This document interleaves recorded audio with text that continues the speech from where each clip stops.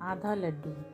एक बार पश्चिम बंगाल के श्रीखंड नामक स्थान पर भगवान के भक्त श्री मुकुंद दास रहते थे।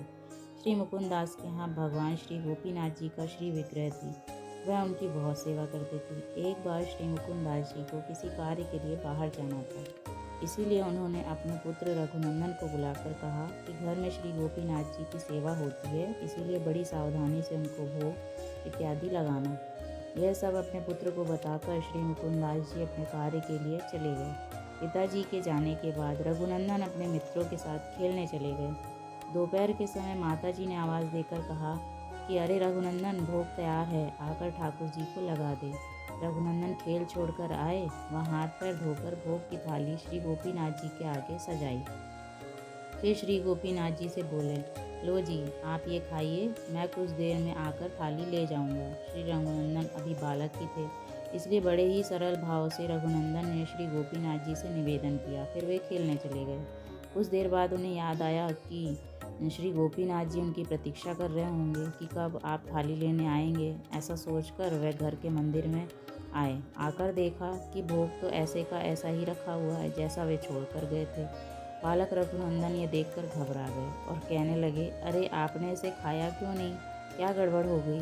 पिताजी को पता लगेगा तो बहुत डांटेंगे। ऐसा कहकर रघुनंदन रोने लगे। फिर भी कुछ नहीं हुआ। गोपीनाथ जी ने खाना शुरू नहीं किया। अब तो रघुनंदन जोर जोर से रोने लगे। वह हाथ जोड़कर कहने लगे, आप खाओ, आप खाओ, और अन्य विनय करने लगे। भक्त प्रेम के पाले पड़कर प्रभु को नियम बदलते देखा और श्री गोपीनाथ जी प्रकट हो गए।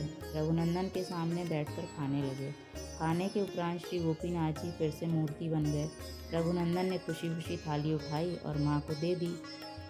माता ने खाली थाली देख सोचा कि अबोध बालक है, भूख लगी होगी, इसलिए स्वयं प्रसाद पा लिया होगा या मित्रों में बांट दिया होगा। बालक को संकोच ना हो, इसीलिए बालक से कुछ नहीं पूछा। शाम को श्री मुकुंद जी घर आए तो बालक रघुनंदन से पूछा कि सेवा कैसी हुई। रघुनंदन जी ने उत्तर दिया, बहुत अच्छी। श्री मुकुंद दास जी ने कहा, जाओ कुछ प्रसाद ले आओ। रघुनंदन ने उत्तर दिया, प्रसाद वो तो गोपीनाथ जी सारा ही खा गए, कुछ छोड़ा ही नहीं। यह सुनकर श्री मुकुंद दास जी बहुत हैरान हुए। उन्हें पता था कि इतना नन्हा बालक झूठ नहीं बोल सकता। कुछ दिन बाद रघुनंदन को बुलाकर कहा कि मैं आज भी किसी कार्य से बाहर जा रहा हूँ, इसीलिए गोपीनाथ जी की ठीक ढंग से सेवा करना जैसे उस दिन की थी। श्री मुकुंद दास जी घर से बाहर चले गए, किंतु कुछ ही समय बाद भोग लगने से पहले फिर वे वापस आ गए और घर में छिप गए। माता ने उस दिन विशेष लड्डू तैयार किए थे। उन्होंने बालक रघुनंदन को बुलाकर कहा, आज गोपीनाथ को ये लड्डू भोग लगाओ और सब ना खा जाना। बालक माँ की बात समझा नहीं, किंतु गोपीनाथ जी के पास भोग लेकर चला गया। मंदिर में जाकर लड्डू से भरा थाल गोपीनाथ जी के आगे सजाया। वह हाथ में लड्डू लेकर गोपीनाथ जी की ओर करते हुए बोले, माँ ने बहुत बढ़िया लड्डू बनाए हैं, मुझे खाने से मना किया है, आप खाओ, लो ये लो, खा लो। रघुनंदन फिर से रोना प्रारंभ ना कर दे, इसलिए गोपीनाथ जी ने हाथ बढ़ाया और लड्डू खाने लगे। अभी आधा लड्डू ही खाया था कि श्री मुकुंद दास जी कमरे में आ गए।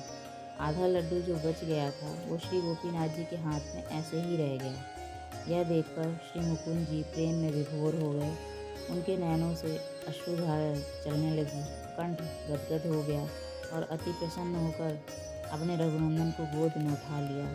आज श्रीखंड में आधा लड्डू लिए श्री गोपीनाथ जी विराजमान हैं। कोई भगवान ही इनके दर्शन पा सकता।